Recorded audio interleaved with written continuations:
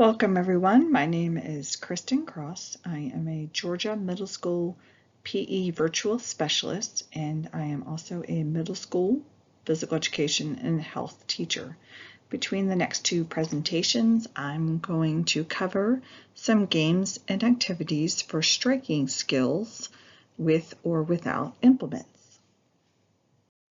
The following activities will be covered between the next two presentations: pass and set circles, helpful net, volley battleship, pass and go, volley Tabata, slam ball, 2 square, 4 square, wall ball, spike ball, bounce and catch, self-passing challenges, partner passing plays, catch on the sandlot, and home run derby.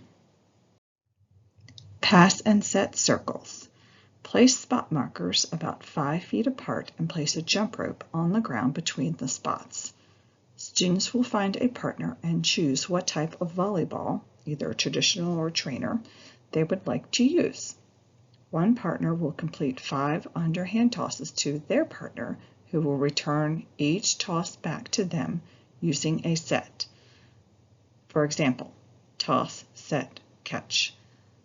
Then the partners will switch roles after each set of 5 attempts. Groups can attempt to set back and forth continuously with their partner as an extra challenge. An alternative to this activity would be to use a playground ball and have students use the palm of their hand to hit the ball off of a bounce over the jump rope. Pickleballs and paddles can also be used. Helpful net. Students would make a team of 4 with 2 players holding a jump rope to make a net for their team. The student with the volleyball will underhand serve the ball over the helpful net, and their partner will catch the ball and then underhand serve the ball back to their partner. The 2 players holding the net can help the servers be successful by moving their feet or altering the height of the net. After both teammates have performed an underhand serve, rotate clockwise 1 spot so everyone gets an opportunity to underhand serve. Another option for this activity is to give students a badminton racket and birdie. Volley battleship. Make equal teams, for example 2v2 or 3v3, and divide the space for your group with a pop-up net or jump rope between cones. Each student begins with a hula hoop and places it on the ground on their side of the net. Teams will take turns trying to serve the ball into one of their opponent's hula hoops. If a serve lands in the hoop, you will remove that hoop from your side. The game ends when one team loses all of their hoops or if they hear a stop signal.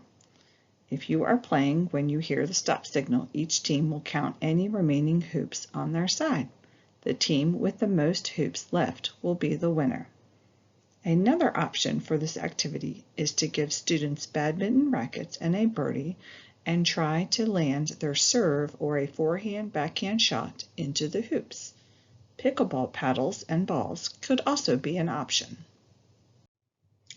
Pass and go.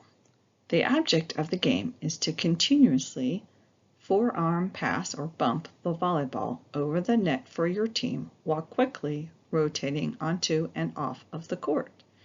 The game will begin with 1 player from each team on the court ready to face off.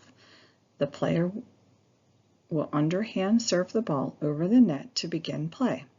After the ball is served, the server immediately goes to the end of their line and the next player from their team steps onto the court. The player who receives the serve will bump it back over the net and then immediately move to the end of their line so the next player can step onto the court and be ready to receive the ball. Each player will be on the court for 1 attempt, regardless of whether it is successful or not, and then move to the end of their team's line. Teams score a point each time the opposite team doesn't get the ball over the net or they hit it out of bounds.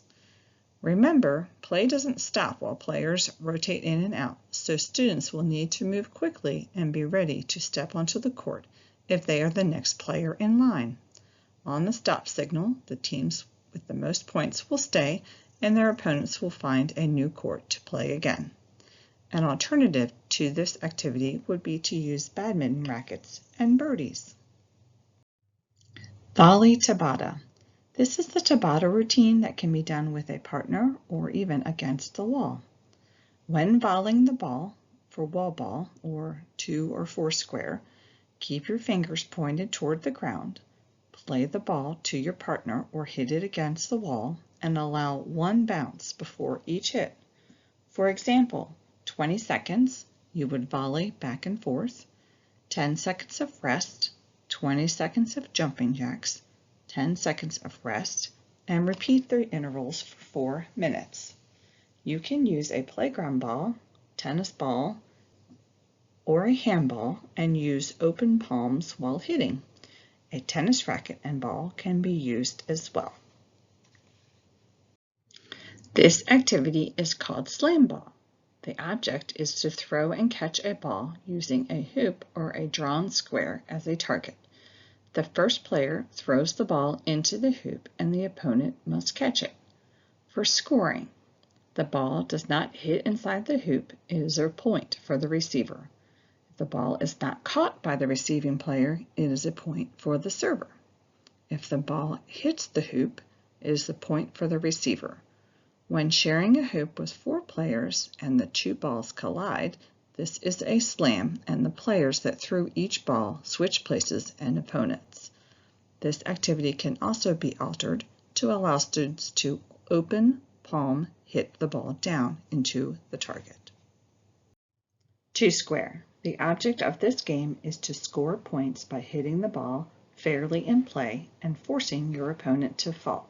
For example, miss the return or hit the ball out of bounds.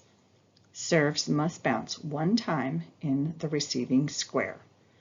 Outside lines are inbounds and the center line is out of bounds. Games can be played to a set point or for a set amount of time. 4 square. The object is to eliminate players in the higher squares so you can advance up to 4 square. If you are eliminated, you move to the end of the line behind 1 square. Play begins with a diagonal serve from number 4 square to number 2 square. The server drops the ball and serves off of a bounce. Serves must bounce 1 time in the receiving square, and then the player in number 2 square must hit the ball into another square of his or her choice. Now the ball is in play. When the ball bounces in a square, the owner of the square must hit it fairly into another square. If the player does not hit the ball before the second bounce, he or she hits it out of bounds. The ball is out and returns to the line behind number 1 square. The ball must be hit, not caught or carried into play. Outside lines are inbounds, inside lines are out of bounds.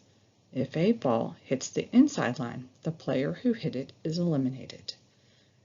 An alternative to this activity would be using a volleyball or even a paddle ball or a pickleball and ball. Thank you so much for watching this video. I do appreciate it. I hope you found this information helpful and applicable to your classroom. I have provided my contact information if you have any questions.